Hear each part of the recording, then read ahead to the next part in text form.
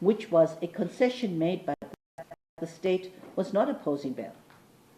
This was unfortunately a misconception, for the onus in terms of Schedule 6 was for the appellant to discharge on the alleged new facts to prove on a to show, sorry, I'm just reading wrong here, the appellant to discharge on the alleged new facts, and if offset it against the seriousness of the offences, considerations of the evidence as it previously stood, and cumulatively tantamounted to exceptional circumstances warranting the appellant's release from custody. So there was no need for the state to have to submit evidence in rebuttal, as the state was involved in the matter in respect of the quote-unquote initial bail application, and that evidence would still have to be considered with the evidence on new facts. So this was not a new bail application. This was I would like to call it a supplementary bail application, but on these new facts, which the state did not need to rebut if it was not discharged by the appellant insofar as proving these new facts were exceptional. According to the appellant's counsel, his personal circumstances, his medical condition, his financial obligation to his family and responsibility to his employees suffice to establish exceptional circumstances to warrant his release from custody. The presiding magistrate erred in not granting the appellant bail on the new facts. The appellant indicated that the investigations were finalized. The likelihood of the allegation of influencing the witnesses was no longer an issue. He was not a flight risk. He qualified to be released from bail, and if the appeal court found that the refusal of bail was wrong and not in the interest of justice, that he be further detained, he was capable of raising the amount of 100,000 as indicated, which could be used for the purposes of bail, including further conditions like reporting, surrendering his passport, and making himself available for investigation purposes. Now, in his affidavit, he mentioned his life partner and child were solely dependent on him financially, and he was the sole breadwinner. Now, this the court took cognizance of in respect of the affidavit that was submitted at his initial bail application, where he placed before the court factors pertaining to his life partner, his financial affairs, his co-workers, his employees, the families that were dependent on him and that he was supporting. Now, he failed to disclose that his life partner was employed by his business in a managerial position, responsible for the finances of the business in his initial bail application. He failed to disclose the amount he was earning and paying to her as an employee. He failed to mention that amidst his incarceration, his business was operational, including his winning of awards, which finances, if any, was being managed by his life partner and business manager, who on his affidavit, amidst being his manager, Mr. Reuben Mola, who was partly reliant on the appellant, as well as partly reliant on his grandmother's pension for his financial support. But again, the details of this employee's earnings and the shortfalls of the money that he now has based on this new circumstance was not disclosed. These facts were germane to the appellant, and the same would have had bearing on his financial position deteriorating. How much income was he currently generating as a musical star? How much of these funds were being utilized? This has particular bearing on the allegation of financial dependence on public for his financial funding, again, with amounts that are unknown. For the appellant's life partner and child to be evicted because of the circumstances of the bills not being paid, one would need to know what the financial circumstances of the business of the appellant was insofar as the income that it's currently generating. And if it was generating zero, that should have been brought to the attention of the court in the quota quo bail application on new facts. But none of this was mentioned. The inability to spend quality time with family, including his newborn child, is circumstances that is a reality and consequence of his detention, flowing from the various charges he was facing, and unfortunately applies to all awaiting trial inmates.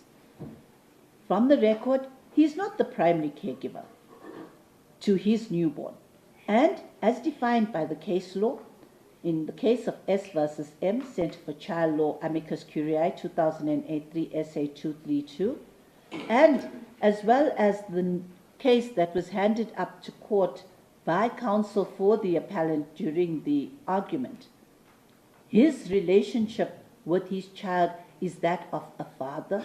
Yes, he is special to the child, but he's not the primary caregiver. His life partner is the primary caregiver. So the circumstances differed materially from the cases that was being cited to be reliant upon as far as consideration for the release of the appellant. Though the court can identify and appreciate his emotional circumstances, that cannot elevate his circumstances to unique to qualify as exceptional. Moreover, no evidence was tendered from the appellant side, from the social workers, from any person indicating the impact that this psychological disconnect with his child would have on this child. The case of S versus M gave various aspects that the court needed to consider if the court was to consider the release of an accused, and this was in sentencing stage as far as punishment went. If this person was the primary caregiver, being the mother of the child, how and who was going to take care of this child during the child's upbringing. Now, in his affidavit, he sought the court to appreciate that he was self-employed in the music industry, yet failed further to explain what exactly that entailed concerning the income generated by his fame as a musician outside of his live performances. Now, he indicated that he had 4 employees and their families to maintain, without explaining how much each employee currently earned, what exactly their employment status was, that their support and well-being was solely dependent on him, what was the current situation in respect of their earnings. In this regard, he also won an award for, I think actually 2 awards, one for Best Music Star and there was Best Song, I think, but no indication, in as much as it was drawn to the court's attention, in the quota quo as well as in the appeal court, no attention was given concerning whether or not these awards came with it any financial benefit, which one would expect to be the case if one is winning awards.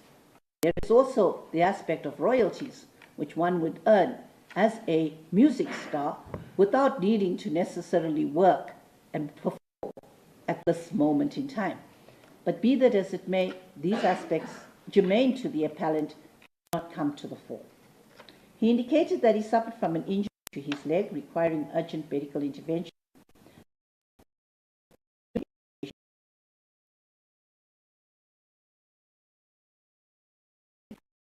Help. This was also an issue that was canvassed during the bail application on new facts, where the issue of whether it was a Schedule 1, Schedule 2, or Schedule 5 drug that was going to be required was again not properly ventilated with the person that would have best known what the medical situation was, but tried to be canvassed with the appellant. Obviously is not a medical practitioner, so he would not have had the relevant knowledge pertaining to this particular medication. But be that as it may, this is the first aspect that was not completely and properly ventilated, inasmuch as the appellant highlighted his medical condition. And I'm taking also reference back to what was previously said by this court in respect to the medical condition. This is outside of his psychological need for intervention and assistance, which was not attended to whilst or during his incarceration, as was previously highlighted. Again, this aspect was not even a thought when the documentation was submitted to correctional services insofar as what medical attention, if any, the appellant required from counsel for him. And this was done just during the beginning stages of the application of facts. The respondent submitted that there was no evidence in the appellant's case assessed totally in the interest of justice would tantamount to new facts, and even if same was considered as such, it would not tantamount to exceptional circumstances. The learned magistrate followed the right procedure and was transparent in the application. There was no misdirection in refusing bail. Now, having regards to the arguments raised by the appellant and respondent and considered the application in totality, including the record in the initial bail application, the quota quo in the bail application on new facts, the heads of arguments submitted by the parties, the supplementary heads of arguments submitted by the parties, as well as the appeal itself. The allegations against the appellant consist of a number of charges. The one relevant to the proceedings, which was based on the DPP's instructions to prosecute the appellant on the various charges and centralize these offences to be prosecuted at the Polokwane Regional Court, where the case has since been transferred. The appellant took umbrage with the manner in which the DPP instated the various charges, as well as the centralization in respect of the bail application. Unfortunately, as indicated previously, the status dominus litis, it has the power to determine whether or not a citizen of South Africa is to be prosecuted or not, and for what offence.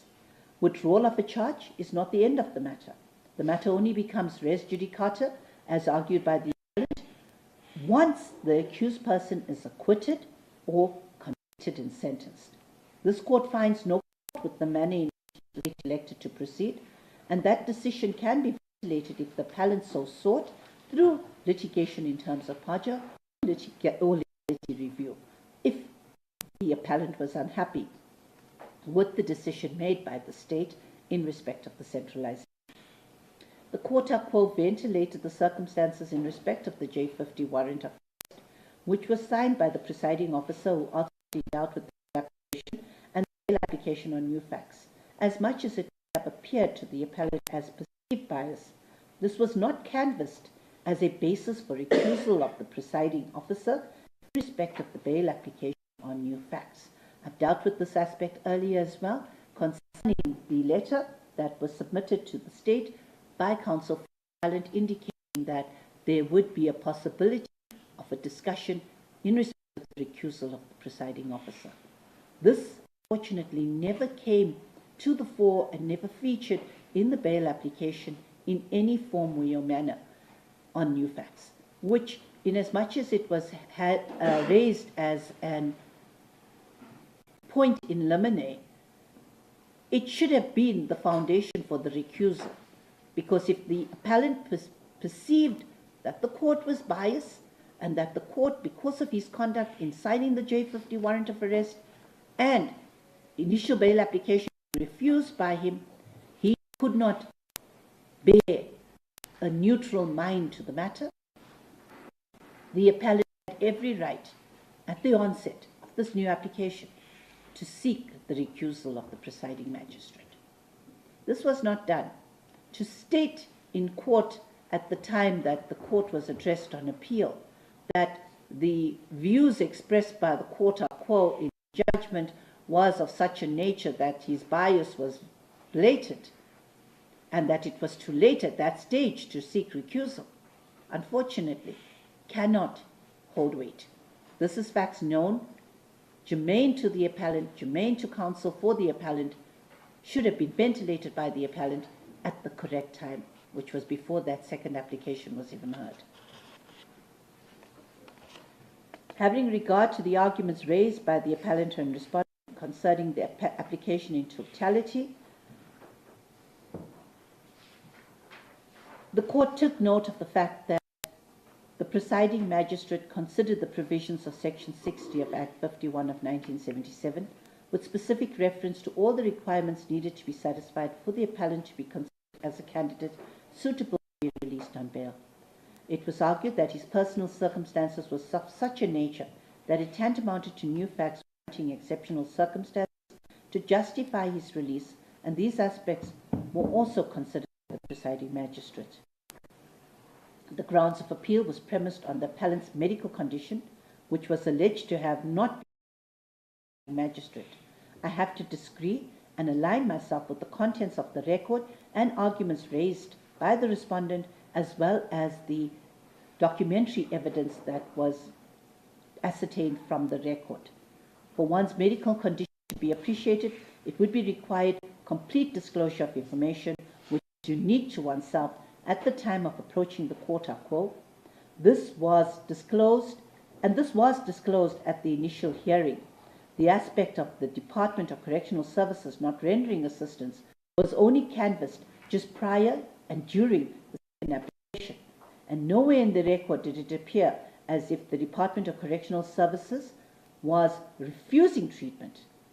Therefore, this allegation cannot transform to a new fact justifying exceptional circumstances, especially in light of the fact that these aspects were known to the appellant and were placed before the court or quo already in the initial application. The same is noted concerning his financial affairs. He failed to take the court into his confidence concerning his and his life partner's income and expenditure to the extent that same was unknown and could not be relied upon when determining the impact of his detention on his life partner and family. The respondent correctly noted that the appellant failed to take the court into his confidence concerning the nature of his business, the staff complement, the earning, and most importantly, what is the current financial position of the business, its assets, and the income generated by his business. To merely allege that his staff and family would suffer by his incarceration without explaining anything pertaining to this business, unfortunately, is of little assistance to the court. His evidence concerning the repayment of the deposit for the show he failed to fulfill, impacting on his financial position, and this was part of his affidavit in support of his bail application on new facts, where he alleged that he had to refund all the people that shows were cancelled due to his incarceration, was contradicted by the legal proceedings instituted against him, flowing from the refund not having been paid in respect of his non-performance of his contractual obligations. Therefore, the court is left in a position of uncertainty as to whether or not he was taking the court into his total confidence when he explained how he was financially now in a dire situation because he had to pay back all the people that he could not perform for, and then the proof that he hasn't paid back a particular person rebuts that and puts aspersions to that allegation. The court had regard to what was said in Tibula, where the strength and weakness of the state's case was ventilated, and as there it was highlighted that regardless of the strength of the state's case or the weakness of the state's case, this is but a factor that the court must take into consideration.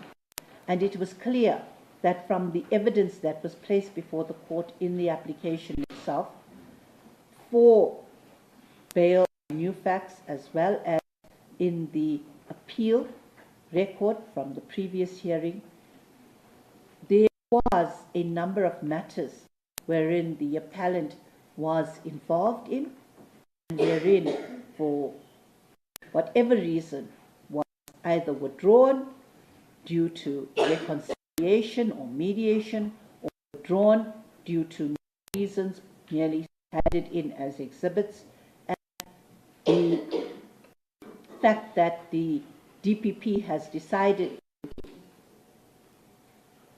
bring all these matters together for the purposes of centralizing could only be to the advantage of the appellant.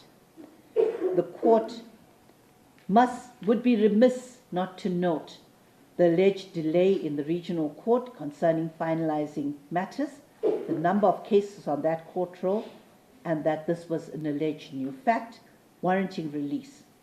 This again was canvassed with counsel in court at the time that counsel addressed court, wherein the circumstances surrounding the plight that the appellant may have with this undue delay in his finalization of his case, and then the fact that the counsel for the appellant was unaware that there was various courts that sit as regional courts in respect of the proceedings. But from the heads of argument, the court gauged the fact that this was not necessarily the situation, but rather that particularly the Polokwane Regional Court would take an excessive amount of time to ventilate this particular trial. Now, for record purposes, I must take cognizance of the fact that this particular matter, from the period of his arrest, his bail application and transfer to the regional court, occurred within a very short space of time. That is an extremely unusual set of circumstances. I can take judicial note of the fact that in the cases that was referred to me, where the period in custody awaiting trial was that of durations over 3 years and over 2 years, and that it could be seen as a serious prejudice. From the argument that was raised by the appellant, it was clearly speculative, especially in light of the fact that the purpose of the centralization of the charges was to ensure for the speedy finalization of the case against the appellant. And amidst the allegation that the cases were not proceeding due to witnesses not being interested in pursuing the charges, there is a duty on the state to ensure that justice is not only done, but seen to be done. And no one, regardless of their standing, can ever be said to be above the law. I'm of the view that the appellant failed to take the court into confidence in the first instance, nor in the appeal court, nor in this application on bail on new facts, which was placed before the appeal court after its refusal. He did not take the court into his confidence concerning various aspects raised above. Amidst the alleged weak state's case, he failed, amidst the new facts being raised, to place exceptional circumstances before the court to warrant his release, with specific reference to his affidavit, evidence in support of his release, as well as the various arguments that were raised in respect of the appeal as well as the application on new facts. In the final analysis, the order of the magistrate refusing the admission of the appellant's bail cannot be said to have been wrong, as cumulatively all the facts raised did not establish exceptional circumstances justified in terms of Section 60. The requirements of Section 65(4) of the Act was thus not met. In the result, the appeal against the refusal of bail is dismissed. Scott, please.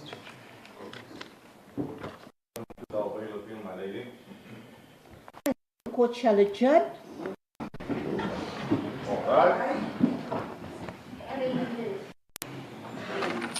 Rasa pun kami, lo rasa kemana?